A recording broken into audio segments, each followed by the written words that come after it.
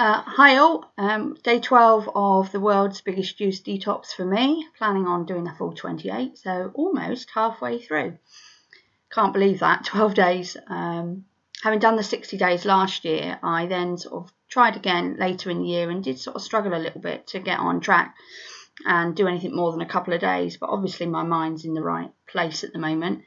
It's freezing today, so I am suffering a bit with a cold today.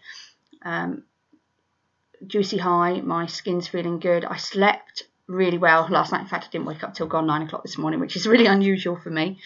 I had a lack of exercise today. I think I've had so many things to do around the house. I kind of spent the day indoors doing all of that. Managed to, Hilmy has come back home from working away in London for the week and managed to get him onto a clear skin smoothie. So we're going to try and do that every day to clear up his psoriasis, which has started to flare up a little bit again. We did clear it before, but it's one of those things that's a work in progress. My youngest daughter is not very well. She's come down with a cold and a sore throat. So we've got her on the JM sips, Jason Vales sips, which I think are fantastic. Today I've spent some of the day reading this book, Superjuiceme by Jay Cordich. I'm a great believer in a bit of mental juice as well. I found this really helped last time when I did the 60 days to sort of surround yourself by people that are like-minded, read literature, and also to watch videos. So of course when I saw the Daily Mail article today, I was more than slightly annoyed, but I see that Jason's on it and is formulating some sort of reply to that. I've also been thinking about goal setting today. So I've spent some time today researching about running. Now, anybody that knows me will know I'm not built for running. I've never run. I've never liked it. So, not that I've never liked it. I've never done it. So it's not really been a like or a dislike. So I thought, right, I need to set some goals. Like I said before, Natural Juice Junkie does coaching, and I'm having some coaching with him, and one of his big beliefs is that you need to set your goals. So like I've previously stated, I've signed up for the 5k in June for Race for Life, and I actually have now officially signed up for the Cardiff Half Marathon in October. I know, insane. So that's my plan.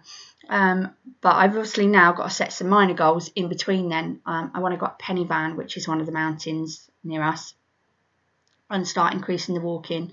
So today I've spent a lot of the day thinking about, okay, well, how can I move more? I don't go out to work. I'm at home. So, and the dog's quite old, so she's not up to having too many long walks.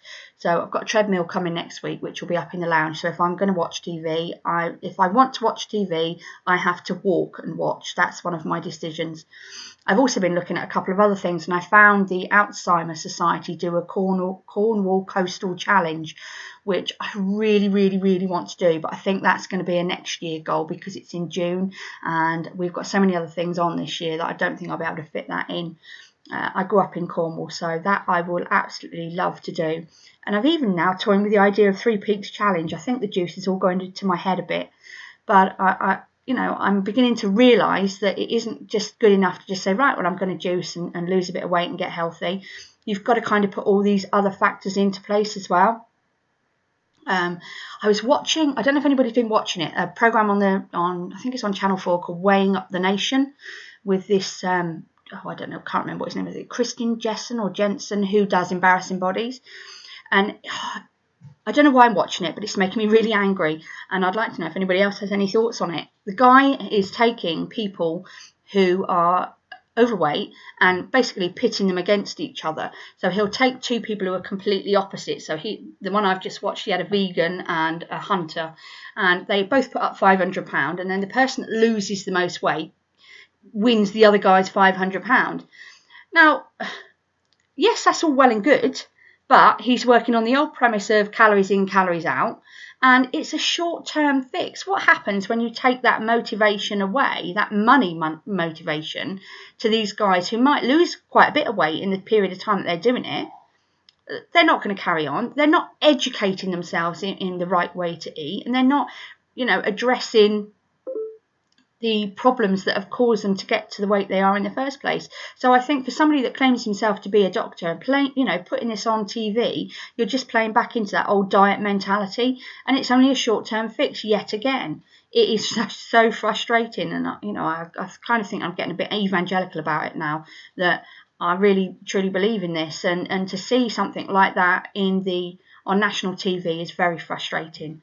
But anyway, so be it. I'm reading all the Jason Vales stuff and Jay Cordich and the good stuff. So, I'm feeding myself the right stuff. But I do think really I need to stop watching those programs because they do put my blood pressure up.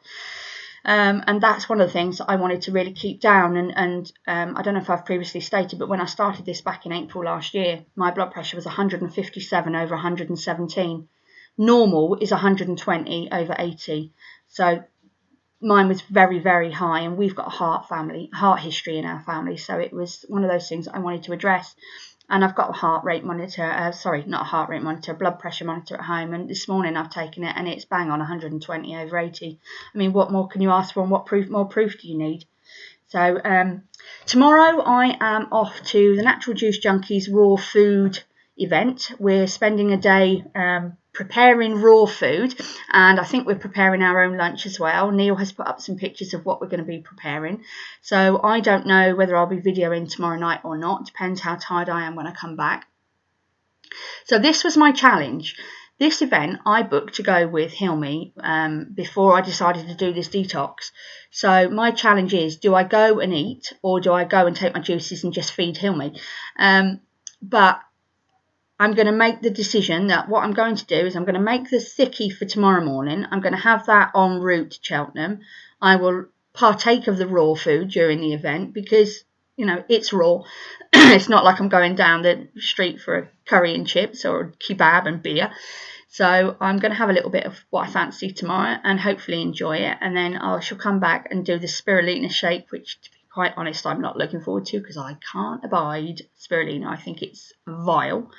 And then back on it on Sunday. So this is a personal challenge for me because I know in the past when I've eaten something, I find it really, really hard to get back on track. So fingers crossed for me tomorrow, guys. And hopefully I'll have some good pictures and some feedback for you tomorrow when I come back from the event. Hope you're all doing well. Keep me informed on how you're all getting on, and I'll speak to you soon.